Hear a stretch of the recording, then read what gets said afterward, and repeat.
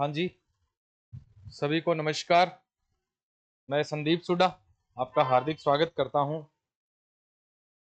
Online platform पर पढ़ाई संचार पर, इसके अलावा YouTube channel Hindi with Sandeep Suda पे। आज अपने कुरुक्षेत्र का अध्ययन करेंगे।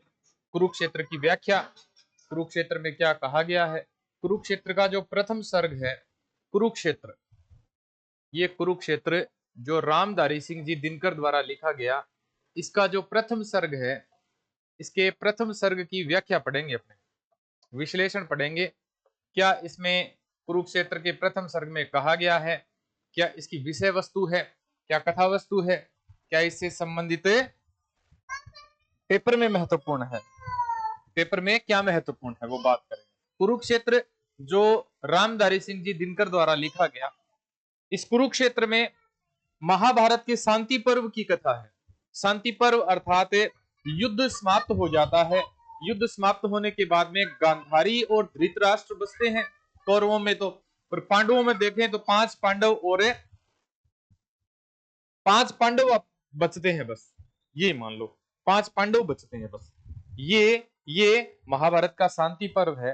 तो इसमें क्या है कि एक प्रकार का जो कह सकते हैं मर्मांतक संगीत चलता है। मर्मांतक संगीत का कह सकते हैं, मर्मांतक संगीत की बात अगर करें तो मर्मांतक संगीत से तात्पर्य है कि एक प्रकार के ऐसा दुख भरी राग, एक ऐसी दुख भरी राग चलती है कि जिसमें मनुष्य अपने जीवन भर की कमाई के बारे में अंतिम समय में सोचता है कि मैंने क्या किया और क्या नहीं किया, मैंने इतना कुछ किया तो क्यों किया इतना कुछ, इसका विश्लेषण है वो अपने आज इसे महाभारत के शांति पर जिस पर आधारित कुरुक्षेत्र है उसमें करेंगे। ये जो कुरुक्षेत्र है इसकी शुरुआत होती है, ये जो कुरुक्षेत्र है इसका ये प्रथम सर्ग लगता है अपने सिलेबस में। अपने सिलेबस में ये प्रथम सर्ग लग रहा है। कुरुक्षेत्र का प्रथम सर्ग ये है कि वह कौन रोता इतिहास के अध्याय पर। वह कौन रोता इतिहास के अध्याय पर, यहां इतिहास का मतलब है अतीत। एक दूसरी सबसे महत्वपूर्ण बात बताऊं, ये कुरुक्षेत्र की प्रथम पंक्ति है। कुरुक्षेत्र की प्रथम पंक्ति है, याद कर लेना, पेपर में ऐसे भी पूछा जा सकता है, पेपर में ऐसे भी पूछा जा सकता है। ये कुरुक्षेत्र की प्रथम पंक्ति है। वह कौन रोता है वहां इतिहास के अध्याय पर, जिसमें लिखा है नौजवानों के लहू का मोल है। लहू का मतलब यहां रक्त है। प्रत्यय, प्रत्यय का मतलब है यह विश्वास। प्रत्यय का मतलब है विश्वास। किसी बूढ़े कुटिल कुटिल नीतिज्ञ के व्यवहार का, बूढ़े का अर्थ है यह अनुभवी, बूढ़े का मतलब है अनुभवी, कुटिल नीतिज्ञ के व्यवहार का, जिसका हृदय जितना मलिन उतना की शीर्ष वलक्ष है। शीर्ष वलक्ष, वलक्ष का मतलब सफेद या श्वेत, मलिन, मलिन का मतलब होता है मल रहित। जो आप तो लड़ता नहीं कटवा किशोरों को मगर आश्वस्त होकर सोचता। जो आप तो लड़ता नहीं, ये आप, ये राजनीतिज्ञ जो कूटनीतिज्ञ थे या जो राजनीतिज्ञ थे, उस राजनीतिज्ञ से ही मतलब है यहाँ। कुटिल नीतिज्ञ से मतलब अनुभवी राजनीतिज्ञ माना जा सकता है यहाँ। जो आप तो लड़ता नहीं कटवा किशोरों को, युवाओं को कटवा देता है मगर आश्वस्त होकर सोचता। आश्वस्त होकर जो मनुष्य है, अर्थात जो मनुष्य में जो अनुभवी जो लोग हैं, मनुष्यों में भी कौन से, जो अनुभवी लोग, जो देश में कह सकते हैं ऐसे अनुभवी लोग जो युवाओं को युद्ध में धकेल तो देते हैं, लेकिन अंत में वो क्या सोचते हैं, आश्वस्त आश्वस्त होकर सोचता। शोणित बहा, शोणित का मतलब होता है रक्त, लेकिन गई बच लाज सारे देश की। लेकिन अंत में ये सोचते हैं कि भले ही खून बहा लेकिन सारे देश की लाज, लाज का मतलब यहां लज्जा है, लज्जा बच गई, पूरे देश की लज्जा बच गई, पूरे राष्ट्र की लज्जा बच गई, पूरे राज्य की लज्जा बच गई। वह कौन है, वह कौन रोता है वहां इतिहास के अध्याय पर, यह कुरुक्षेत्र की प्रथम पंक्ति है। ये एक प्रकार से निनाद ध्वनि निकलती है। वह कौन रोता है वहां इतिहास के अध्याय पर, जिसमें लिखा है नौजवानों के लहू का मोल है। जिसमें नौजवानों के लहू का मोल लिखा हुआ है, वो कौन ऐसा रो रहा है जिसमें लिखा है नौजवानों के लहू का मोल है प्रत्येक किसी बूढ़े कुटिल नीतिज्ञ के व्यवहार का, प्रत्येक किसी बूढ़े कुटिल नीतिज्ञ के व्यवहार का, अर्थात जो नौजवानों के लहू का हिसाब करता है, नौजवानों के लहू की कीमत चुकाता है, जो वह विश्वास जो किसी बूढ़े कुटिल नीतिज्ञ के व्यवहार का, जिसका हृदय उतना मलिन जितना कि शीर्ष वलक्ष, अर्थात शीर्ष एकदम सफेद होता है ना, उतना ही शीर्ष वलक्ष, अर्थात जितना मलिन उतना ही गंदा है, इसका विपरीत है ये। जो आप तो लड़ता नहीं, आप तो नहीं लड़ता, लेकिन औरों को लड़ा देता है, कटवा किशोरों को, मगर आश्वस्त होकर सोचता है वो अब आश्वस्त होकर सोचता है कि सोनित बहा खून तो भला बहा भले ही, लेकिन गई बच लाज सारे देश की, लेकिन सारे देश की लज्जा है, वो लज्जा बच गई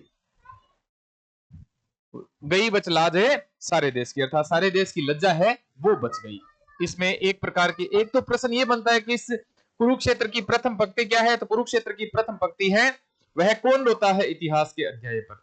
दूसरी इसमें यह है कि यहाँ कुटिल नीतिज्ञ थे जो, और एक है बूढ़े कुटिल नीतिज्ञ, ये कौन थे, ये अनुभवी लोग हैं। दूसरी बात यह है कि आश्वस्त होकर सोचता, उससे पहले जो एक बात आई थी वो बात है कि प्रत्येक अर्थ क्या बताया था, विश्वास बताया था।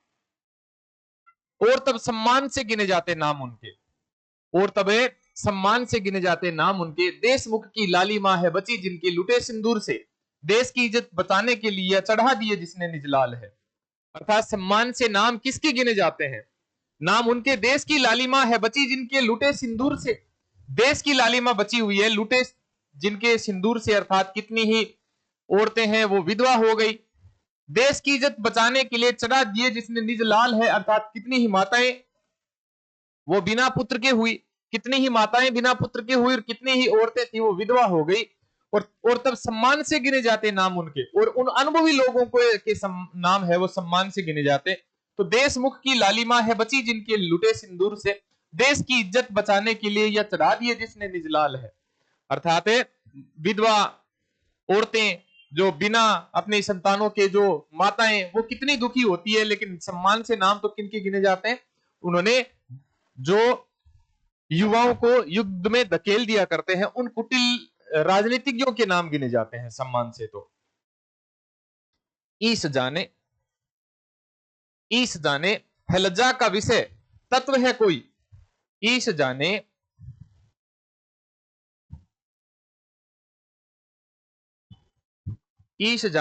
है लज्जा का विषय, ईश जाने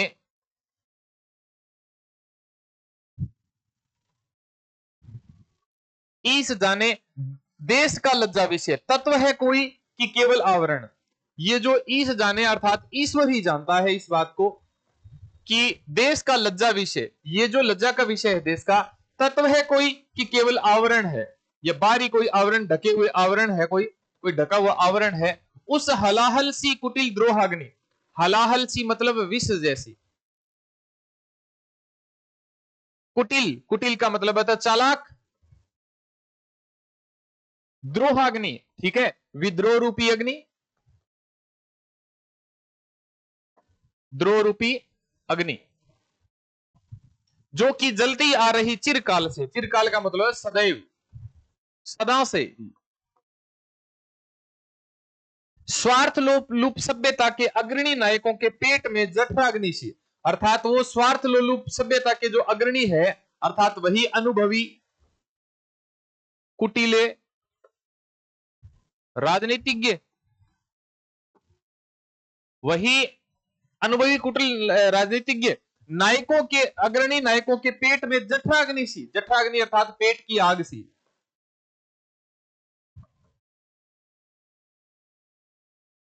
ईश जाने देश का लज्जा विषय है, वो कोई तत्व है या फिर कोई आवरण है ऐसा, उस हलाहल सी कुटिल द्रोहाग्नि का, अर्थात उस विष जैसी जो चालाक एक विद्रोह की जो आग है, उस जैसा कोई आवरण ही है क्या, या फिर कोई तत्व है, सार है, जो कि जलती आ रही चिरकाल से, सदा से युद्ध होते रहे, सदा जो स्वार्थ लोलुप इंसान है, स्वार्थ लोलुप जो व्यक्ति है वो सदा से युद्ध करता आ रहा है, लेकिन युद्ध क्या है, युद्ध एक स्वार्थपूर्ण नीति है, युद्ध क्या है, एक स्वार्थपूर्ण नीति है, एक अधर्म है।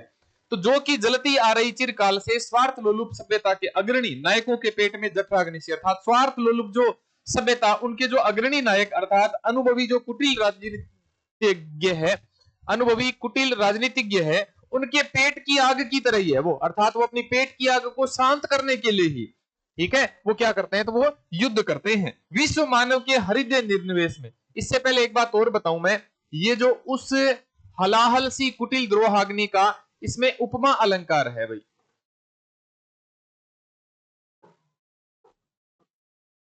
इसमें कौन सा अलंकार है, इसमें तो उपमा अलंकार है। विश्व मानव के हृदय निर्द्वेष में मूल हो सकता नहीं द्रोह अग्नि का, चाहता लड़ना नहीं समुदाय है, फैलती लपटे विषैली व्यक्तियों की सांस से। हर युद्ध के पहले द्विधा, द्विधा का मतलब दुविधा, द्विधा का अर्थ क्या है यहां, दुविधा, उबलती लड़ती उबलते क्रोध से। हर युद्ध के पहले मनुज है सोचता, क्या शस्त्र ही उपचार है, एक अमोघ है अचूक, अमोघ का मतलब है अचूक, अन्याय का अपकर्ष का विष का गरल में द्रोह का, लड़ना उसे पड़ता मगर फिर भी वो लड़ता है, ठीक है, ये कौन लड़ता है, द्विधा लड़ती है, मनुष्य सोचता है, ये जो मनुष्य है, ये मनुष्य तो सोचता है कि क्या लड़ना ही जरूरी है, ये तो जनता है, ये साधारण जनता है, ये देश की साधारण जनता है, ये तो सोचती है क्या जरूरी है युद्ध करना, लेकिन बूढ़े जो कुटिल राजनीतिज्ञ है वो ये बात नहीं सोचते। तो इस जाने देश का लज्जा विषय तत्व है कोई कि केवल आवरण है वो, उस हलाहल सी कुटिल द्रोहाग्नि का जो कि जलती आ रही चिरकाल से, सदा से चलती आ रही है, जलती आ रही है, स्वार्थ लोलुप सभ्यता के अग्रणी नायकों के पेट में जठराग्नि सी, अर्थात स्वार्थ लोलुप जो जनता है, स्वार्थ लोलुप जो व्यक्ति है, उनके पेट में जठराग्नि सी वो जलती रहती है, वो जो स्वार्थ उनका वो जठराग्नि जैसा जलता रहता है युद्ध के लिए। विश्व मानवता के हृदय निर्द्वेष में, अर्थात बिना कोई द्वेष में मूल हो सकता नहीं द्रोहाग्नि का, अर्थात कोई मूल द्रोहाग्नि का कोई मूल थोड़ी हो सकता है हृदय में निर्द्वेष में। चाहता लड़ना नहीं समुदाय है, अर्थात समुदाय कोई लड़ना नहीं चाहता, कोई समुदाय है वो आपस में युद्ध करना नहीं चाहता, ठीक है, कोई देश एक दूसरे से युद्ध करना नहीं चाहता, और खास कर ये तब की बात है जब पूरे विश्व भर में युद्ध चल रहे हैं, भले ही वो पूरे विश्व भर में देखें तो 4-5 जगह युद्ध चल रहे हैं, तो उस युद्ध में तो ये जो कविता है ये बड़ी प्रासंगिक होती है। तो फैलती लपटे विषैली व्यक्तियों की सांस से, ये जो लपटे हैं ये कोई व्यक्तियों की सांस से लपटे निकलती है, अर्थात व्यक्ति चाहता है, स्वार्थी व्यक्ति चाहता है कि युद्ध करें। हर युद्ध के पहले द्विधा लड़ती उबलते क्रोध से, हर युद्ध से पहले दुविधा लड़ती है, दुविधा वो कि युद्ध करें कि न करें, उबलते क्रोध से, कई क्रोधी जो लोग होते हैं उनके कारण युद्ध होता है, न कि साधारण जनता के कारण युद्ध होता है। हर युद्ध के पहले मनुज है सोचता, हर युद्ध से पहले मनुष्य हमेशा सोचता है क्या शस्त्र ही उपचार एक अमोघ है, अर्थात क्या ये हथियार ही एकमात्र का उपाय है, हथियार ही एकमात्र का ये अचूक अस्त्र है।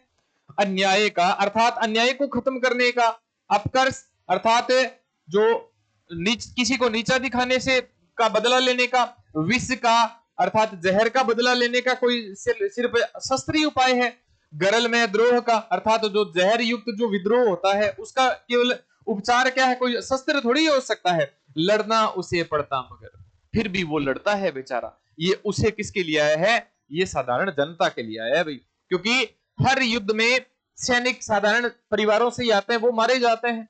जो कुटिल राजनीतिज्ञ, कुटिल जो कह सकते हैं अनुभवी जो कुटिल राजनीतिज्ञ, कुटिल चाल चलने वाले जो लोग होते हैं वो तो नहीं मरते, मरते कौन है बेचारे, सैनिक मरते हैं। तो सैनिक कहां से जाते हैं, साधारण परिवारों से जाते हैं, तो लड़ना उसे पड़ता मगर अर्थात वो तो लड़ते हैं, उनको तो लड़ना पड़ता है। हाँ जी,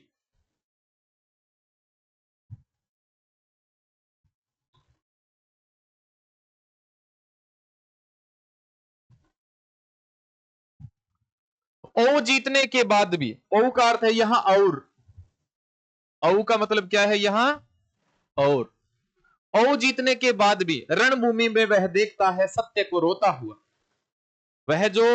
वह सत्य है जो रो रहा इतिहास के अध्याय पर, वह सत्य है जो रो रहा इतिहास के अध्याय में, विजयी पुरुष के नाम पर कीचड़ नैन का डालता, उस सत्य के आघात से, आघात का मतलब है आक्रमण से, आघात का मतलब है आक्रमण से, है जन जना उठती सिराए प्राण की असहाय सी, झंझना मतलब कंपकपा उठती है। सहसा विपंची लगे कोई अपरिचित हाथ जो, वह तिलमिला उठता मगर है जानता इस चोट का उत्तर न उसके पास है। विपंची का मतलब होता है वीणा, विपंची का मतलब है वीणा। सहसा विपंची लगे कोई अपरिचित हाथ जो, वह तिलमिला उठता मगर है जानता इस चोट का उत्तर न उसके पास है। सहसा हृदय को तोड़कर कटती प्रतिध्वनि प्राणगत अनिवार, अर्थात जिसका निवारण न किया जा सके, निवारण न हो। कटती प्रतिध्वनि प्राणगत अनिवार सत्याघात की, नर का बहाया रक्त, नर का बहाया रक्त, हे मनुष्य, हे भगवान, मैंने क्या किया, मैंने इंसान का ही रक्त बहा दिया, मैंने क्या किया। लेकिन मनुष्य के प्राण शायद पत्थरों के बने हैं। इस दंश के दुख भूल कर होता समर आरूढ़ फिर, आरूढ़ मतलब है चढ़ना, समर का मतलब युद्ध में, समर का मतलब है युद्ध में, फिर वो आरूढ़ मतलब तैयार हो जाता है, वापस युद्ध में क्या हो जाता है, वो तैयार हो जाता है। और जीतने के बाद भी, वो युद्ध में जीतने के बाद भी रणभूमि में वह देखता है सत्य को रोता हुआ। वह व्यक्ति जिसने युद्ध करवाया वो अंत में देखता है कि सत्य रो रहा है। ये जो अंतिम सत्य, अंतिम बात कह सकते हैं, अंतिम बात कह सकते हैं, ये अंतिम बात कह सकते हैं, ये सार कह सकते हैं। सार क्या है, सार को भी रोते हुए देखता है, अंतिम भाग को ही रोते हुए देखता है। वह सत्य है जो रो रहा इतिहास के अध्याय में, वह सत्य हमेशा रोता रहता है। जब युद्ध होते हैं, युद्ध थम जाते हैं, जनता वापस आपस में घुल मिल जाती है, लेकिन इतिहास के अध्याय पर वो जो एक कलंक के समान लग जाता है। खासकर राजस्थान की भूमि, राजस्थान की भूमि के बारे में तो ऐसे कहा जा सकता है कि यहाँ गली गली, हर एक मोहल्ले मोहल्ले में, हर एक गांव शहर जिले तहसील कस्बे में, हर एक कस्बे में यहाँ वीर पैदा हुए हैं, यहाँ हर गली मोहल्ले में युद्ध हुए हुए हैं। ऐसी धरती, तो वहां बात करते हैं तो वो इतिहास के अध्याय पर रोता है, वो है वह सत्य। विजयी पुरुष के नाम पर कीचड़ नयन का डालता, आंखों में क्या डाला जाता है, विजयी पुरुष के नाम पर कीचड़ नयन का डालता, अर्थात अंत में क्या हाथ लगती है, अंत में निराशा ही हाथ लगती है। अंत में क्या हाथ लगती है, निराशा ही हाथ लगती है। उस सत्य के आघात से, अर्थात सत्य के आक्रमण से है झंझना उठती सिराएं प्राण की असहाय सी, अर्थात बिना सहायता सी, अर्थात जो शरीर की शिराएं हैं, नसें हैं, वह एक प्रकार से झंझना उठती है, कंपकपाने लगती है। वो सहसा विपंची लगे कोई अपरिचित हाथ जो, ऐसे लगता है जैसे कोई अनजाना व्यक्ति है, वो जिस प्रकार, अपरिचित हाथ का मतलब है कोई अनजाना व्यक्ति है, जिस प्रकार वो अनजाना व्यक्ति जिस प्रकार, वो अनजाना व्यक्ति है, वो जिस प्रकार क्या करता है, तो अनजाना व्यक्ति जिस प्रकार वीणा को, अनजाना व्यक्ति जिस प्रकार वीणा को बजाता है ना, तो वीणा किस प्रकार झंझना उठती है, उससे संगीत पैदा नहीं होता। वैसा ही इतिहास में जब युद्ध होते हैं उसके बाद का सार तत्व होता है। वह तिलमिला उठता, अर्थात वह जो सत्य है वह तिलमिला उठता है, वह जानता इस चोट का उत्तर न उसके पास है, अर्थात इस चोट का उत्तर उसके कोई पास नहीं होता। इस चोट का, अर्थात इस युद्ध के इतिहास की चोट का कोई उत्तर उसके पास नहीं होता। सत्य को ये पता होता है, अंतिम सत्य को। सहसा हृदय को तोड़कर कटती प्रतिध्वनि प्राणगत अनिवार्य सत्याघात की, नर का बहाया रक्त, हे भगवान मैंने क्या किया। अंत में वो भी सोचता है, अर्थात सत्य भी अंत में सोचता है कि हे भगवान मैंने ये क्या कर दिया, अर्थात कि कटती प्रतिध्वनि, अर्थात वापस आती है प्रतिध्वनि, प्राणगत अनिवार्य सत्याघात की, सत्य के आघात की प्रतिध्वनि है वो वापस आती है। अनिवार्य, जिसका निवारण ही नहीं किया जा सकता। अर्थात युद्ध में जब कोई नहीं बचता, तो अर्थात बोलने के लिए किसके साथ रहे, लड़ने के लिए किसके साथ रहे, किससे बैर विरोध करें, अर्थात बैर विरोध करने वाले तो आपस में लड़के मर गए, तो बचता कौन है, कोई नहीं बचता। लेकिन मनुष्य के प्राण शायद पत्थरों के हैं बने, मनुष्य के प्राण है वो ऐसे लगता है कि पत्थरों के बने हुए, इतना कठोर हृदय है मनुष्य। इस दंश के दुख भूल कर होता समर आरूढ़ फिर, इस दंश को इस आक्रमण को भूल करके, इस आक्रमण को भूल करके वह वापस युद्ध के लिए तैयार हो जाता है। मनुष्य बेचारा क्या करे, वापस कुटिल राजनीतिज्ञों की चाल में आकर वापस वो युद्ध में आरूढ़ हो जाता है। फिर मरता मारता, फिर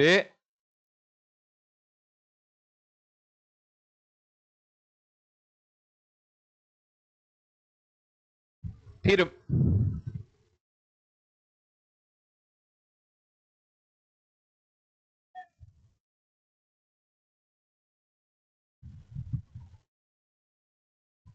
फिर मरता मारता विजय पाकर बहाता अश्रु है।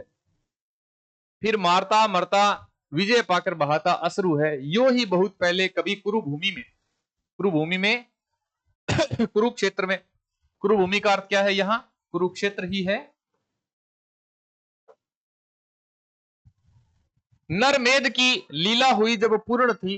नर यज्ञ की, मेध का मतलब यज्ञ की, बुद्धि की, लीला हुई जब पूर्ण थी। पीकर लहू जब आदमी के वक्ष का, वज्रांग पांडव। आदमी कौन है यहां? आदमी कौन है? दुशासन है, जिसने द्रौपदी के बाल खींचे थे। और वज्रांग भीम ने ये कसम खाई थी, वज्रांग पांडव भीम ने ये कसम खाई थी कि जब तक मैं दुशासन के जो छाती है उसको चीर करके उसका खून नहीं पीऊंगा, तब तक मैं चैन नहीं लूंगा, तब तक मैं चैन से नहीं बैठूंगा। तो पीकर जब लहू जब आदमी के वक्ष का, वज्रांग पांडव भीम का मन हो चुका परिशांत था, बिल्कुल शांत हो गया। और जब व्रत मुक्त कैसी द्रौपदी, व्रत को मुक्त कैसी द्रौपदी, मानवी अथवा ज्वलित ज्वाला, अर्थात ज्वलित मतलब ज्वाला, जागृत शिखा, शिखा का मतलब चोटी, प्रतिशोध की, दांत अपने पीस अंतिम क्रोध से, रक्तवेणी कर चुकी थी केस की, रक्तवेणी अर्थात खून से सींची, अपनी जो चोटी है वो खून से सींच चुकी थी। किसके खून से? दुशासन के खून से। उसने भी ये प्रतिज्ञा की थी कि ये जो बाल, जिस दुशासन ने ये जो बाल मेरे खींचे हैं, मैं इन बालों को, इन चोटियों को जब तक नहीं बांधूंगी, तब तक, जब तक दुशासन का वध करके और उनके खून से इन बालों को नहीं धोऊंगी, तब तक ये चोटियां नहीं बांधूंगी। और पूरे महाभारत में द्रौपदी ने बाल खुले रखे थे। अंत में जब दुशासन का वध हुआ, उनके खून, उनकी छाती चीर करके, और वो जो खून पिया था पांडव ने, और उस खून से ही द्रौपदी ने अपने बाल सींचे थे, अपने बाल सींचे थे, और वो चोटी है वो दोबारा बांध ली थी। और जब पविकाय भींड, सॉरी पविकाय अर्थात कटार जैसे अंग वाले, कटार जैसे अंग वाले, कटारा रंग वाले भीम ने द्रोणसुत के शीश की मणि छीन कर हाथ में रख दी थी प्रिया के मग्न से। हो 5 नन्हे बालकों के मूल्य सी, 5 नन्हे बालकों के मूल्य सी। ये जो 5 नन्हे बालकों के मूल्य सी, अर्थात ये जो द्रोणसुत कहा गया है, ये अश्वत्थामा को कहा गया है। द्रोणसुत किसे कहा गया है? अश्वत्थामा को कहा गया है।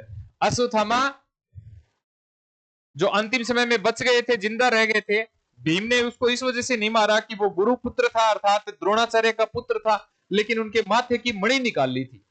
भीम ने माथे की मणि निकाल दी थी, और उनको इतना भयंकर दर्द हुआ था, जो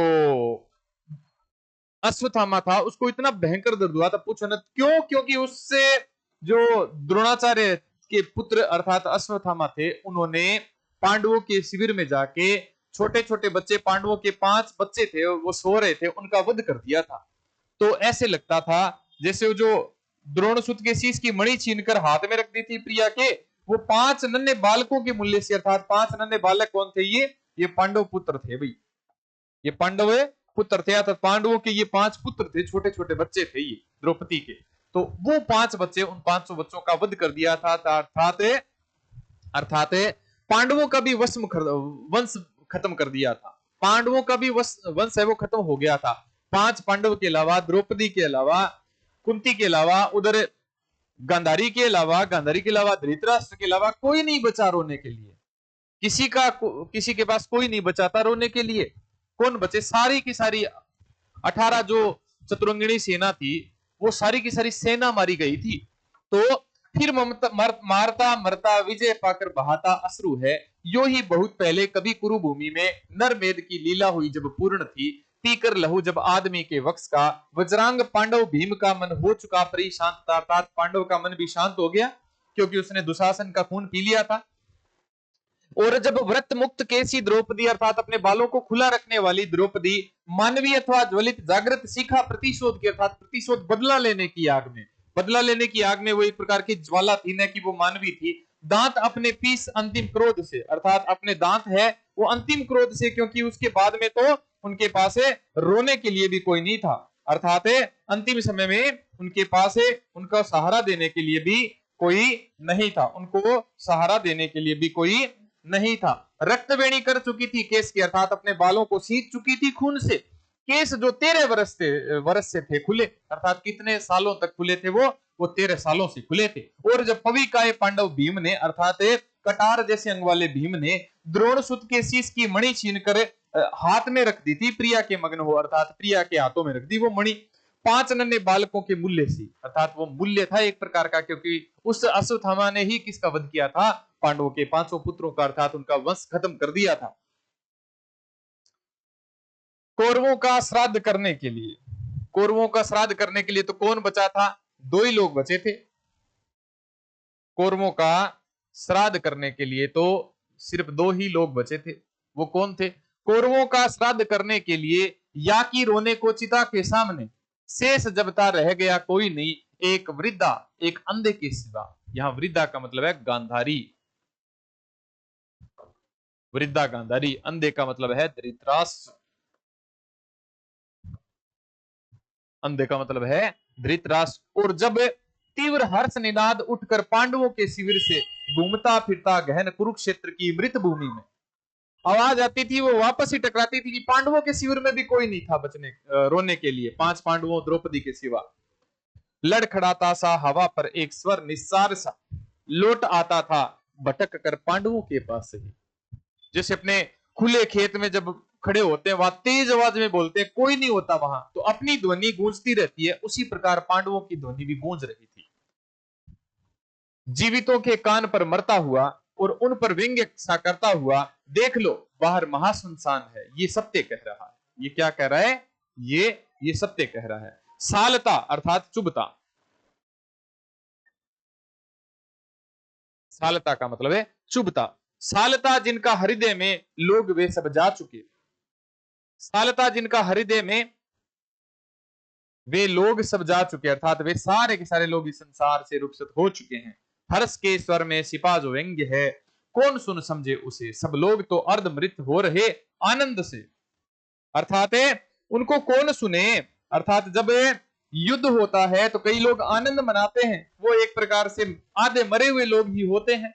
तो कौरवों का श्राद्ध करने के लिए भी कोई नहीं बचा था, रोने को चिता के सामने भी कोई नहीं बचा था, शेष जब रह गया था कोई नहीं, एक वृद्धा एक अंधे के सिवा, अर्थात कौरवों का एक प्रकार से कह सकते हैं श्राद्ध करने के लिए कोई नहीं बचा। एक तो कौन बची थी? वृद्धा गांधारी बची थी, रे कौन थे? धृतराष्ट्र बचे थे। और इधर पांडवों में तीव्र हर्ष निनाद उठकर पांडवों के शिविर से घूमता फिरता गहन कुरुक्षेत्र की मृत भूमि में, अर्थात मृत भूमि में कुरुक्षेत्र में वह घूम फिर रहा था। लड़खड़ाता सा हवा पर एक स्वर निस्सार सा, अर्थात एक प्रकार का स्वर ही लड़खड़ाता रहा था, लौट आता था भटक कर पांडवों के पास ही। वह स्वर है, वह पांडवों के पास ही लौट घूम घूम कर आ जाया करता था, क्योंकि उनके पास भी कोई रोने के लिए नहीं बचा था। जीवितों के कान पर मरता हुआ और उन पर व्यंग्य सा करता हुआ, जीवितों के कान पर मरता हुआ, अर्थात उनके संगीत वापस आ रहे थे, तो वो भी तो एक प्रकार से जीते हुए भी मर रहे थे। देख लो बाहर महासुनसान है, वो क्या सत्य क्या कहता है कि देखो बाहर कोई नहीं है, जिसकी तुम कल्पना कर रहे थे युद्ध के बाद में, जिस शांति की तुम कल्पना कर रहे थे, वो शांति कितनी खतरनाक है, वो शांति कितनी खतरनाक है, जिनका हृदय में लोग वे सब जा चुके हैं, अर्थात सुनसान है। सालता जिनका हृदय चुभता था ना, वो सारे के सारे लोग अब जा चुके हैं। हर्ष के स्वर में छिपा जो व्यंग्य है, उस हंसी के पीछे एक प्रकार जो व्यंग्य छिपा हुआ था, कौन सुन समझे उसे, अर्थात उसे कौन समझ सकता है। सब लोग तो अर्धमृत से हो रहे आनंद से, अर्थात वो जो आनंद, वो जो खुशियां मना रहे थे जब युद्ध में, वो एक प्रकार से क्या थे? एक प्रकार से आधे मरे हुए तो लोग ही थे भाई।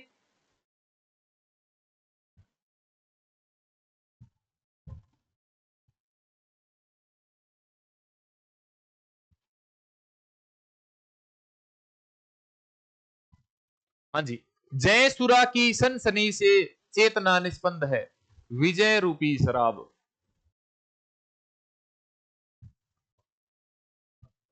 विजय रूपी शराब से, की सनसनी से चेतना निस्पंद है, बिना आवाज के, बिना ध्वनि के। किंतु इस उल्लास जड़ समुदाय में एक ऐसा भी पुरुष है जो विकल, कुछ बोलता भी नहीं पर रो रहा, मग्न चिंतनीय अपने आप है। ये कौन है? ये युधिष्ठिर है भाई। ये कौन था? ये युधिष्ठिर था। सत्य ही तो जा चुके सब लोग है, दूर ईर्ष्या द्वेष, दूर ईर्ष्या द्वेष हाहाकार से, मर गए जो वे नहीं सुनते इसे, हर्ष का स्वर जीवितों का व्यंग्य है। स्वप्न सा देखा सुयोधन कह रहा, ओ युधिष्ठिर, सिंधु के हम इस पार है। तुम जिस चिढ़ाने के लिए जो कुछ कहो, किंतु कोई बात हम सुनते नहीं है। हम वहां पर है, महाभारत जहां खत्म हो गया है, महाभारत जहां खत्म ही हो गया है। ये आगे वाली पंक्ति में आएगा। जय सुरा की सनसनी से चेतना निस्पंद है, किंतु इस उल्लास जड़ समुदाय में, अर्थात खुशी की जड़ में डूबे हुए समुदाय में एक ऐसा भी पुरुष था। खुशी में छुपे हुए समुदाय में, अर्थात उन पांडवों में एक ऐसा भी व्यक्ति था, अर्थात एक युधिष्ठिर ऐसे थे जो दुखी थे। विजय रूपी शराब में डूबे हुए सारे पांडवों में एक जो दुखी इंसान था, वो दुखी इंसान कौन था? तो वो युधिष्ठिर था। एक ऐसा भी पुरुष है जो विकल, बोलता कुछ नहीं। विकल का मतलब दुखी, या विकल का मतलब क्या हो जाएगा? दुखी। जो बोलता कुछ नहीं पर रो रहा, मग्न चिंता लीन अपने आप में ही, अपने में ही चिंता लीन होकर वह रो रहा था। सत्य ही तो जा चुके सब लोग हैं, अर्थात सत्य ही तो है कि वे सब लोग जा चुके हैं।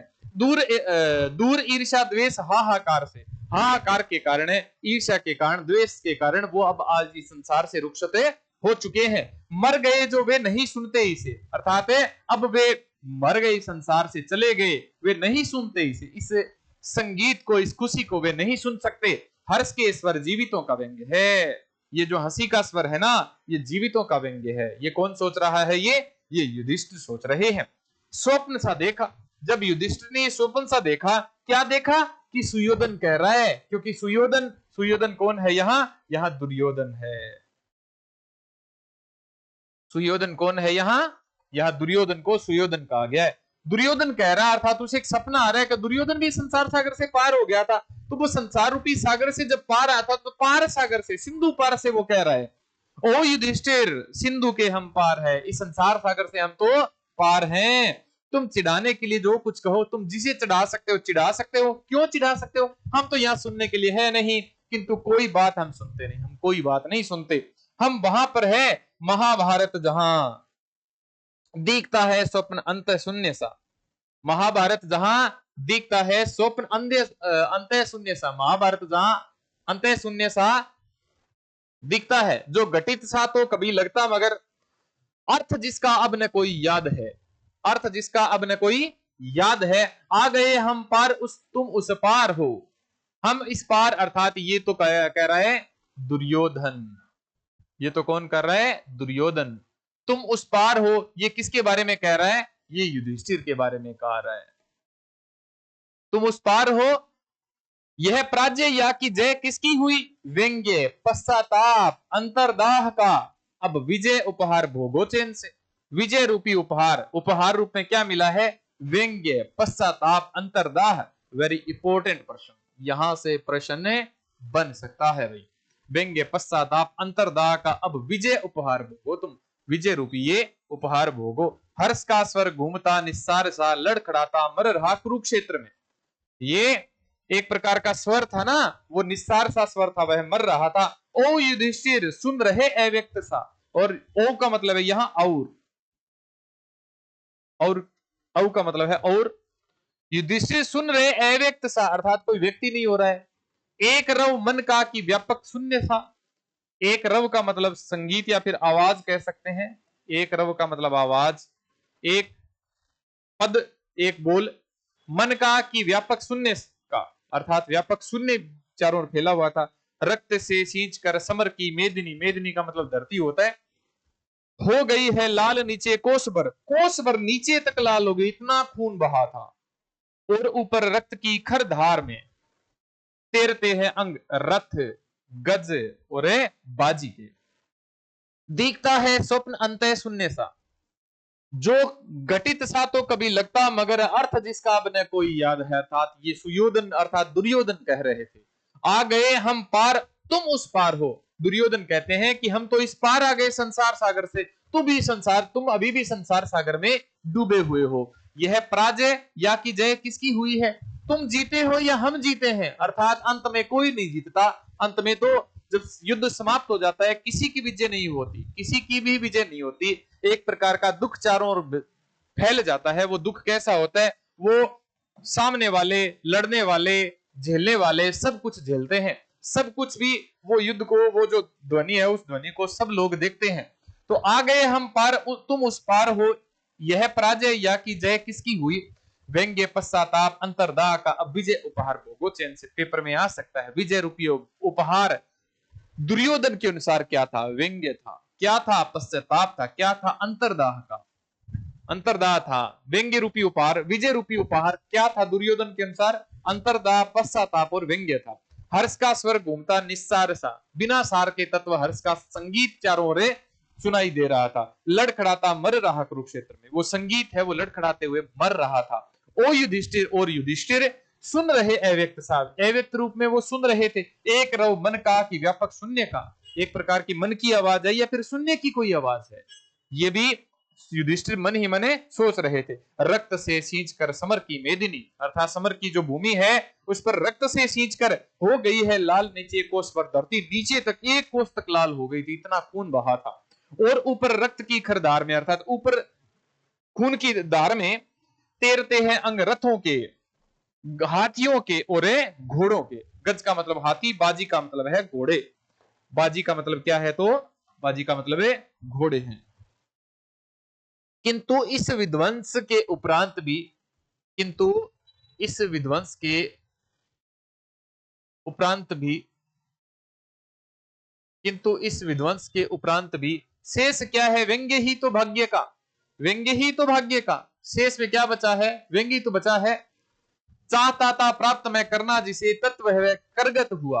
करगत मतलब है हाथ से निकल गया। करगत का मतलब है हाथ से निकला, गत निकलना, या उड़ गया। सत्य ही तो मुष्टिगत, पूर्ण रूप से प्राप्त करना। मुष्टिगत का अर्थ होता है पूर्ण रूप से प्राप्त करना, पूर्ण रूप से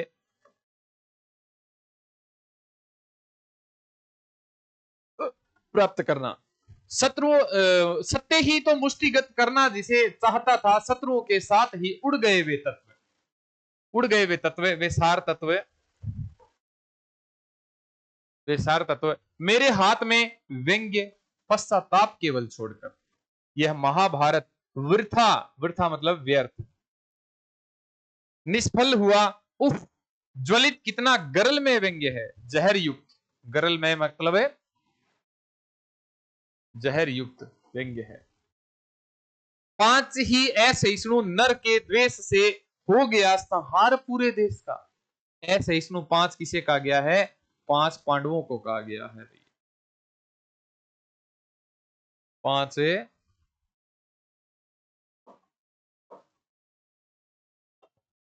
पांडव है ये पांच। असहिष्णु नर का अर्थ असहनशील, बिना न सहन करने वाले या सहने न करने वाले। नर के द्वेष से हो गया संहार पूरे देश का, पूरे देश का संहार हो गया। द्रौपदी हो दिव्य वस्त्रालंकृता, अर्थात दिव्य वस्त्रों से अलंकृत, और हम भोगे अहमय राज्य का। अहमय का अर्थ होता है अहंकार युक्त।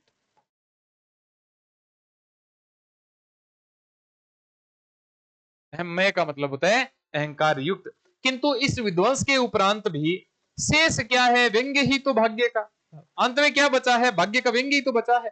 चाहता था प्राप्त मैं करना जिसे, अर्थात जिसे मैं प्राप्त करना चाहता था, तत्व वह करगत हुआ या उड़ गया, अर्थात तत्व वह तो उड़ गया, करगत हो गया।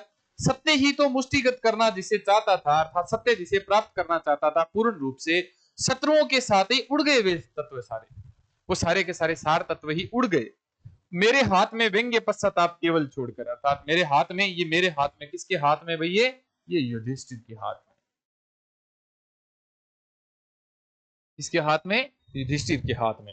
यह महाभारत वृथा निष्फल हुआ। ये महाभारत था, ये एक प्रकार का व्यर्थ चला गया, निष्फल हो गया, क्योंकि 5 असहिष्णु पांडव। यहाँ पांडवों को क्या कहा गया? पांडवों को असहिष्णु कहा गया है। यह महाभारत वृथा निष्फल हुआ।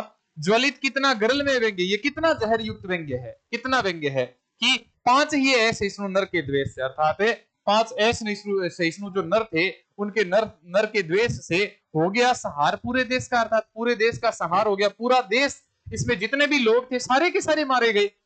द्रौपदी हो दिव्य वस्त्रालंकृता, अर्थात द्रौपदी जो दिव्य वस्त्रों से अलंकृत होकर, और हम भोगे अहम में राज्य, ये अहंकार से युक्त हम राज्य भोगे। ये हम किसके लिए आया है? यहाँ युधिष्ठिर युक्त 5 पांडवों के लिए आया है भाई।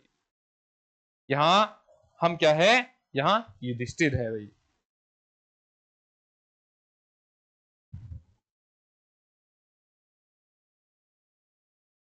पुत्र पति हीना, इसी से तो हुई कोटि माताएं करोड़ों नारियां। कोटि माताएं करोड़ों नारियां, रक्त से साने हुए इस राज्य को वज्र हो कैसे सकूंगा भोग में। आदमी के खून में है यह है सना, और इसमें है लहू अभिमन्यु का। इसमें खून किसका है? मेरे बेटे का इसमें खून भी है। यहाँ मेरे बेटे से मतलब क्या है? यहाँ अभिमन्यु के खून से है। वज्र सा टूट कर स्मृति से कुछ गिरा, दब गए कौनते दुर्व्यवहार से। यहाँ कौनते का मतलब क्या है? युधिष्ठिर है भाई। यहाँ कौनते का मतलब क्या है? यहाँ कौनते का मतलब है युधिष्ठिर है। दब गई वह बुद्धि जो अब तक रही खोजती, कुछ तत्व रण के भस्म में भर गया ऐसा हृदय दुख दर्द से। फेन या बुध बुध नहीं उसमें उठा। फेन का मतलब होता है झाग, बुध बुध का मतलब होता है बुलबुले। जा गया उसमें कोई बुलबुले, जा गया उसमें कोई बुलबुले नहीं बचे थे। खींचकर उच्छ्वास बोले सिर पे। उच्छ्वास अर्थात एक सांस लेते हुए, ठीक है, एक ठंडी ऊपर नीचे सांस लेते हुए। पार्थ, मैं जाता भीष्म पितामह पास हूं, अर्थात मैं तो भीष्म पितामह के पास जा रहा हूं। पुत्र पति हीना, इसी से तो हुई करोड़ों नारियां कोटि माताएं, अर्थात कोई माताएं तो पुत्र विहीन हो गई, और नारियां है वो पति विहीन हो गई इस युद्ध के कारण ही। रक्त से साने हुए इस राज्य को वज्र हो कैसे भोग सकूंगा मैं। ये कौन कह रहा है? ये युधिष्ठिर कह रहे हैं भाई। ये कौन कह रहा है? तो ये युधिष्ठिर कह रहे हैं। आदमी के खून में यह है सना, ये आदमी के खून में सना हुआ है, और इसमें है लहू अभिमन्यु का, अर्थात इसमें खून किसका है? पुत्र का भी है। सेकंड ग्रेड 2023 में ये प्रश्न आया था। 2022 वाली जो भर्ती थी ना, उसमें ये प्रश्न आया था। वज्र सा टूटकर स्मृति से कुछ गिरा, यहाँ कौन से प्रसंग की बात की गई है? यहाँ कौन से प्रसंग की बात की गई है? आंसर उसका था अभिमन्यु के वध की बात, अभिमन्यु को धोखे से मारने की बात, उसको चक्रव्यूह में फंसाने की बात, वो बात की गई है यहाँ। या अभिमन्यु को चक्रव्यूह में फंसाने की जो बात थी, या अभिमन्यु को धोखे से मारने की बात थी, वो बात जब प्रसंग आई थी ना, तो कौनते दुर्व्यवहार से, अर्थात भयंकर भार से वो दब गए। ये प्रश्न आया था। वज्र सा कुछ टूट कर गिरा स्मृति से, या स्मृति से कुछ गिरा। वज्र सा कुछ टूट कर स्मृति से गिरा, अर्थात इसमें ये पद कौन से प्रसंग की बात कर रहा है? ये प्रश्न है, ये कौन से प्रसंग की बात कर रहा है? ये पंक्ति कौन से प्रसंग की बात कर रहे हैं? अभिमन्यु को धोखे से मारने की बात कर रहा है। ये वाला पद था। दब गए कौनते दुर्व्यवहार से, दब गई वह बुद्धि जो अब तक रही खोजती, कुछ तत्व रण के भस्म से, अर्थात रण के भस्म से कुछ तत्व वह खोज रही थी, वो सारी की सारी दब गई। और जो युधिष्ठिर थे वो भी अब एकदम दुखी हो गए, और भर गया ऐसा हृदय दुख दर्द से, हृदय वो दुख दर्द से ऐसा भर गया था। फेन या बुदबुद नहीं उसमें उठा, अर्थात उसमें ऐसे दब गए कि कोई झाग, कोई उसमें लालसाएं, कोई भी इच्छाएं कुछ भी नहीं थी। खींचकर उच्छ्वास बोले, अर्थात एक लंबी सांस खींच करके बोले। पार्थ, अर्थात हे अर्जुन, मैं जाता भीष्म पितामह पास हूं। हे अर्जुन, मैं तो पितामह जी के पास जा रहा हूं। हर्ष निनाद अंत शून्य सा लड़खड़ाता मर रहा वायु में। हर्ष, हर्ष रूपी दुख, अंत शून्य सा, अर्थात अंदर ही अंदर में जलना, लड़खड़ाता मर रहा था वायु में, अर्थात इसे दुनिया में, इस संसार में, वायु में ही, इस संसार में ही, इस ब्रह्मांड में ही लड़खड़ाता हुआ जा रहा था। अंत में इस कहानी का जो इस रचना का नायक कौन है? अपने बहुत बार पेपर में पूछा जाता है, ये जो युद्ध की विभीषिका है, युद्ध की विभीषिका है, ये इस रचना की मुख्य सार तत्व रूप में दिखाई देती है। युद्ध की विभीषिका, जितने पद करवाए हैं मैंने आपके सेकंड ग्रेड के लिए, very very very very very important है। जब आपने इसको पूरा पढ़ लिया है, आपके पेपर में इससे बाहर कुछ नहीं आने वाला, चाहे वो कितना टफ से टफ एग्जाम क्यों ना दे दे, क्योंकि इससे पहले भी बहुत सारे एग्जाम हुए सेकंड ग्रेड में। ये जो कुरुक्षेत्र है, ये पहले भी सिलेबस में लगा करता था, तो वहां भी इसके जो प्रश्न पूछे गए हैं वो भी मैं एक पीवाईक्यू में, वैसे तो मैं पहले करवा चुका हूं, लेकिन एक बार मैं आपको पीवाईक्यू है वो सबको एक साथ करके फिर पीवाईक्यू आपको प्रोवाइड करवा दूंगा। आपको ये वीडियो कैसा लगा कमेंट बॉक्स में जरूर बताइएगा भाई। हमारी ये जो कोशिश रहती है, हमारे जो ये प्रयास रहते हैं, हमारी जो मेहनत है, वो मेहनत सिर्फ और सिर्फ आपके लिए है, आपका चयन करवाने के लिए है। अभी थोड़ी दिन पहले सेकंड ग्रेड का एग्जाम हुआ था, लेकिन उस सेकंड ग्रेड के एग्जाम में कई बच्चे फर्स्ट पेपर के टफ आने की वजह से रह गए, तो उनको बता देवे कि थोड़े बहुत अगर फर्स्ट पेपर में खराब भी हो रहे हैं तो अपने सब्जेक्ट को दोबारा मजबूत कर लो, जहां जहां जो जो कमियां हैं उन कमियों का सोल्यूशन कर लो और दोबारा तैयारी शुरू कर लो, बढ़िया तैयारी शुरू कर लो। ये जो मौका है, यही मौका है तैयारी करने का। जब पेपर वापस नजदीक आ जाएगा, वहां कोई दिमाग नहीं चलेगा, ये यहां दिमाग चल सकता है। यहां अच्छी अच्छी चीजें तैयार कर लो जो आपके एग्जाम के लिए सीधी सीधी पूछी जाएगी। ऐसा पोर्शन जो बीए का पोर्शन कह सकते हैं कि बीए का पोर्शन आप छोड़ चुके थे, बीए का पोर्शन कई लोगों ने छोड़ दिया था, ये सोचकर छोड़ दिया था कि ये पोर्शन तो अपने पढ़ ही नहीं सकते, ये तो याद ही नहीं कर सकते। ये पोर्शन मैं आपको एक अलग प्लेलिस्ट बना के उसमें प्रोवाइड करवा दूंगा। सभी के सभी बच्चे इस चैनल को सब्सक्राइब करके और बेल आइकन को क्लिक कर देना। और ये वीडियो कैसा लगा कमेंट बॉक्स में हमें जरूर बताइएगा भाई। हमने आपके लिए इतनी मेहनत की है, इतने इतने प्रयास करके, ये पहले पीपीटी बनाई, उसके बाद में ये सॉल्यूशन करवाया, उसके बाद में यूट्यूब पे आपको प्रोवाइड करवा रहे हैं या फिर एप्लीकेशन में आपको प्रोवाइड करवा रहे हैं। तो आपका फर्ज बनता है कि आपका ये कह सकते हैं रिस्पॉन्सिबिलिटी कह सकते हैं इसको, हमारी उम्मीदें कह सकते हैं एक प्रकार से, कि आप कमेंट कीजिएगा कि ये वीडियो कैसा लगा। आपके वीडियो का हमें, आपके जो कमेंट है उस कमेंट का हमें बेसब्री से इंतजार रहता है। तो जरूर कमेंट कीजिएगा भी ये वीडियो कैसा लगा, कैसे आपको समझ में आया या कि नहीं आया। अगर आपको कोई समस्या है, कुछ भी प्रकार की कोई भी दिक्कत है, तो आप बेझिझक हमें मैसेज करके आप समाधान मांग सकते हैं। हम आपके समाधान के लिए 24 घंटे तैयार रहते हैं। हमारी पूरी टीम आपके समाधान के लिए, आपकी समस्या के समाधान के लिए 24 घंटे तैयार रहती है। मिलते हैं अगले वीडियो में। कोई प्रकार की समस्या, कोई प्रकार का सुझाव हो तो हमें बेझिझक भाई बताया ना भाई। ठीक है, मिलते हैं भाई अगले वीडियो में। अगले वीडियो में कोई नई चर्चा लेके। आज जो अपने बात कर रहे थे वो किसकी कर रहे थे, अपने कुरुक्षेत्र की बात कर रहे थे। धन्यवाद।